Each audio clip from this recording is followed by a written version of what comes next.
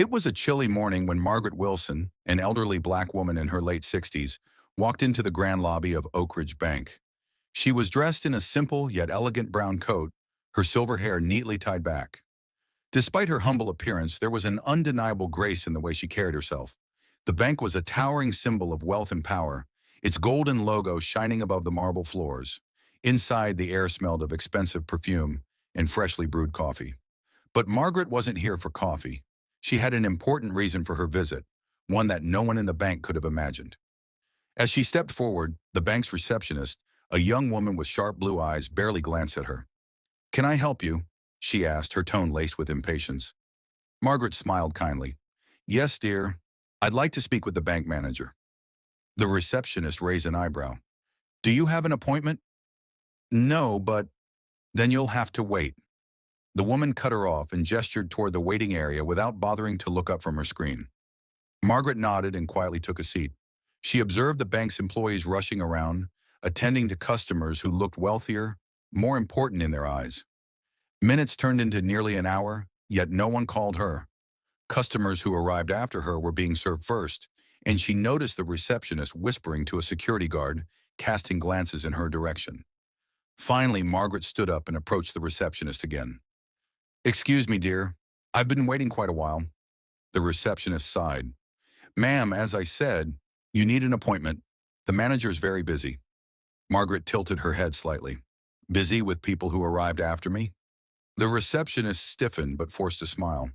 "It's just policy."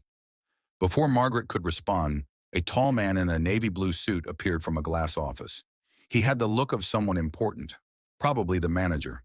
His eyes swept over Margaret, and instantly his face twisted in annoyance. "Is there a problem here?" he asked, directing his question to the receptionist. "She wants to see you," the receptionist replied, her tone dripping with disapproval. The manager's gaze landed on Margaret. He barely concealed his distaste. "Ma'am, if you don't have an appointment, I'm afraid we can't help you today." Margaret remained calm. "I understand, but I assure you, my business here is quite urgent." The manager folded his arms. "And what business would that be?" Margaret took a deep breath. "I'm here to discuss my investments with the bank." The manager smirked. "Your investments?" His tone was almost mocking. "And what investments would those be?" Margaret's eyes twinkled with amusement. "Let's just say they're significant." The manager chuckled, shaking his head. "Look, ma'am, this isn't some community center. This is a prestigious financial institution. Unless you have millions to deposit, I suggest you take your business elsewhere." Margaret's expression remained unchanged, but there was a slight shift in her posture. "And what if I do?" The manager scoffed. "Do what?" "Have millions." For a moment, there was silence. Then the manager laughed. The receptionist giggled. Even the security guard who had been standing nearby smirked. To them, the idea of this old black woman having millions was ridiculous. "Ma'am," the manager said, shaking his head, "let's not waste anyone's time. I think it's best if you leave." Margaret's fingers tightened slightly around her purse strap, but her voice remained steady. "I was hoping for a civilized discussion, but it seems you've made up your mind about me without knowing the facts." The manager sighed impatiently. "Security." The guard stepped forward, ready to escort Margaret out. She looked at him, her eyes calm yet piercing. "Be careful, young man. You might regret this." The security guard hesitated. There was something about her voice, something powerful. But before he could second-guess himself, the manager gestured firmly. "Now." And just like that, Margaret Wilson was led out of the bank like an unwelcome guest. She stood outside for a moment, taking a deep breath. Then she pulled out her phone and dialed a number. "It's time," she said simply. And then, everything changed. Margaret stood outside the grand doors of Oak Ridge Bank, the morning sun casting long shadows across the pavement. She adjusted her coat, took another deep breath, and walked to her waiting car. A sleek, black vehicle that blended luxury with quiet elegance. The driver, a middle-aged man in a crisp suit, opened the door for her. "Back to the office, ma'am?" he asked. Margaret smiled. "Not just yet. First, let's make a call." She pulled out her phone again, her fingers gliding over the screen. A few rings later, a voice answered. "Yes, Ms. Wilson?" Margaret's smile widened. "I believe it's time to remind Oak Ridge Bank who owns them." There was a brief pause, then a chuckle. Understood, ma'am. We'll begin immediately. She hung up and settled into her seat as the car smoothly pulled away. Inside Oak Ridge Bank, the atmosphere was business as usual. The manager, Richard Holloway, had already forgotten about the old woman he had just thrown out. He was focused on his upcoming lunch meeting with a wealthy client, a man who, in his opinion, was far more worth his time. The receptionist was chatting with a coworker, her voice hushed yet amused. Can you believe that woman? Thinking she had millions to invest? Some people just don't know their place. The other employee smirked. Right? The nerve! Suddenly, a sharp chime rang out through the bank, an alert on the manager's computer. He frowned and clicked on the notification. His eyes scanned the screen, and the color drained from his face. What? He whispered. The receptionist noticed his reaction. Something wrong, sir? He didn't answer. Instead, he hurriedly pulled up another window, checking account balances and investor reports. His hands trembled slightly as he read the details. Margaret Wilson, major shareholder. Controlling stake. His throat went dry. His body stiffened. This had to be a mistake. Frantically, he clicked again, this time pulling up the latest transaction records. To his horror, he saw that large sums of money were moving, being pulled out. Accounts linked to high-level investments, long-term holdings, and critical bank reserves were being drained.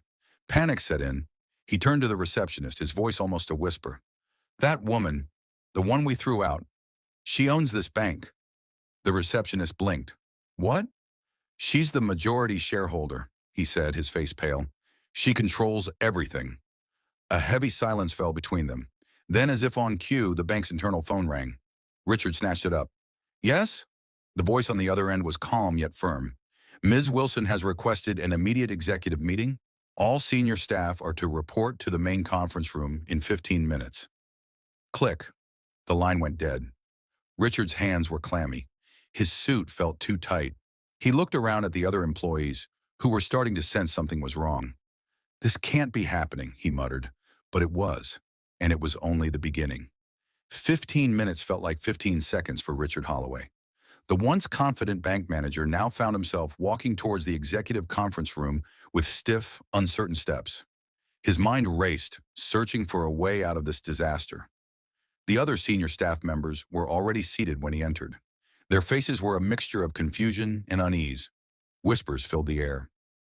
No one knew why this urgent meeting had been called. No one suspected the real reason. Then the door opened. Margaret Wilson walked in. This time there was no security guard to escort her out. No dismissive glances, no mocking smirks. She moved with quiet authority, her steps unhurried, her expression unreadable.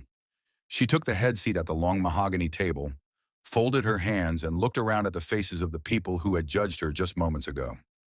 Richard swallowed hard. His mouth felt dry. One of the executives, a man named Thomas Grayson, cleared his throat. Miss Wilson, we weren't expecting... Margaret raised a hand, silencing him instantly. I wasn't expecting to be thrown out of my own bank either, she said evenly. Silence. Heavy. Uncomfortable.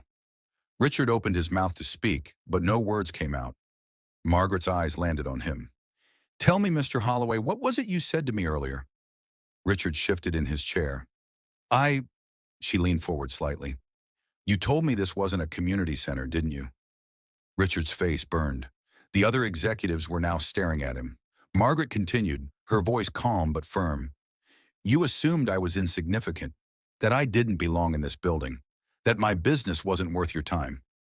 Richard's hands curled into fists beneath the table. But here's the truth, Mr. Holloway, Margaret said, her eyes locking onto his. I don't just belong here. I built this. Murmurs rippled through the room. Some of the executives checked their phones, looking at the shareholder data in disbelief. Margaret sat back, taking her time. Decades ago, I invested in Oak Ridge Bank when no one thought it was worth anything. I watched it grow. I nurtured it.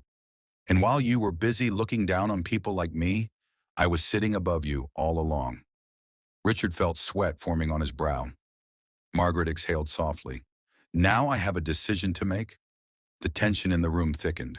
No one dared to speak. Margaret tapped her fingers lightly against the table. What should I do with a bank that doesn't respect its own owner, A bank that allows racism to dictate how it treats its customers? Richard felt his stomach drop. Then Margaret smiled. It was small, but it sent chills through the room. Don't worry, she said. I already know exactly what to do. She reached into her purse and pulled out a folder. Inside was a document that would change everything. Richard Holloway stared at the folder in Margaret's hands as if it were a loaded weapon. In a way, it was. The other executives leaned forward, their curiosity laced with fear. No one spoke. No one moved. Margaret placed the folder on the table and slid it toward Richard. Go ahead, she said smoothly. Read it. His fingers trembled slightly as he reached for the document. The moment his eyes landed on the first line, his heart sank. Immediate termination of employment. Richard Holloway. He flipped the page, hoping it was some mistake, but it only got worse. The document wasn't just about him. It was a full restructuring plan, one that would remove multiple employees, including the receptionist who had dismissed Margaret without a second thought. This, Richard stammered, his voice barely above a whisper. You're firing me. Margaret tilted her head. Tell me, Mr. Holloway, why should I keep you? Richard's mind raced for an answer, but all he could think of was his own arrogance from earlier that morning. The way he had laughed at her, the way he had humiliated her. He swallowed hard. Ms. Wilson, I didn't know who you were. Margaret nodded slowly. And that's the problem, isn't it? Her voice remained calm, but there was steel beneath it. You didn't bother to know. You judged me before I even spoke. You assumed I was beneath you. Richard felt the weight of her words pressing down on him. He opened his mouth again, desperate to salvage his job. Please, give me a chance to fix this. Margaret tapped a finger against the table, considering his plea. The room was silent, all eyes on her. Then she smiled, but it wasn't a kind smile.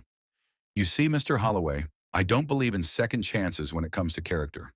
You showed me who you are the moment you dismissed me, and I don't run a bank where people like you hold power. Richard's face turned pale. Margaret turned to the other executives. Effective immediately, Mr. Holloway is no longer employed here. Her tone was final. And before you start worrying about your own jobs, let me make something clear. This bank is about to change. She gestured toward the document. This restructuring plan will remove every employee who fails to meet the ethical standards I expect from a financial institution with my name on it. The receptionist gasped. But, Margaret turned to her, her gaze sharp. You treated me like a nuisance because of how I looked. How many others have you treated the same way? The receptionist's lips parted, but she had no answer. Margaret exhaled, standing up. Oak Ridge Bank is no longer a place where people are judged by their appearance. It will be a place where integrity and respect matter more than privilege and assumption. She looked around the room, her gaze landing on each executive. You have a choice. Either you uphold these values or you leave. The weight of her words settled over the room like a heavy cloud. Richard lowered his head, defeated. He had entered this meeting as a man of power. Now he was nothing. Margaret picked up her purse and adjusted her coat. I suggest you clean out your desk, Mr. Holloway. And with that, she walked out, this time, through the front doors, not as an unwanted guest, but as the rightful owner of everything behind them. A week had passed since Margaret Wilson took control of Oak Ridge Bank, and the change was undeniable. The air inside the building felt different, lighter, freer. The employees who had built their careers on arrogance and prejudice were gone. In their place were individuals chosen for their skills and integrity, not their background or connections. The receptionist's desk was now occupied by a young man who greeted every customer with warmth, regardless of how they looked. And Richard Holloway? He was long gone, his office now empty, a silent reminder of what happens when power is abused. Margaret sat in the executive office, overlooking the city skyline. The same bank that had once dismissed her was now in her hands, running according to her vision. She had built this institution with her investments, and now she had reshaped it with her values. A soft knock on the door pulled her from her thoughts. Come in, she said. A woman in a navy blue suit stepped inside. Ms. Wilson, we've finalized the new community investment program. The bank will now provide funding for minority-owned businesses and financial literacy workshops for underprivileged communities. Margaret smiled. Good. Let's make sure we follow through. I don't want this to be about appearances. I want real change. The woman nodded. Absolutely, ma'am. As the door closed, Margaret leaned back in her chair, exhaling deeply. This wasn't just about a personal victory. It wasn't about proving Richard Holloway wrong. It was about setting a new standard. She had been judged unfairly, dismissed because of her age, race, and appearance. But instead of allowing that experience to embitter her, she had used it to build something better. And that was the true power of leadership. True power isn't about wealth or status, it's about character. Those who judge others unfairly will always fall, while those who lead with integrity will rise. Respect should never be based on appearances, but on the values we uphold.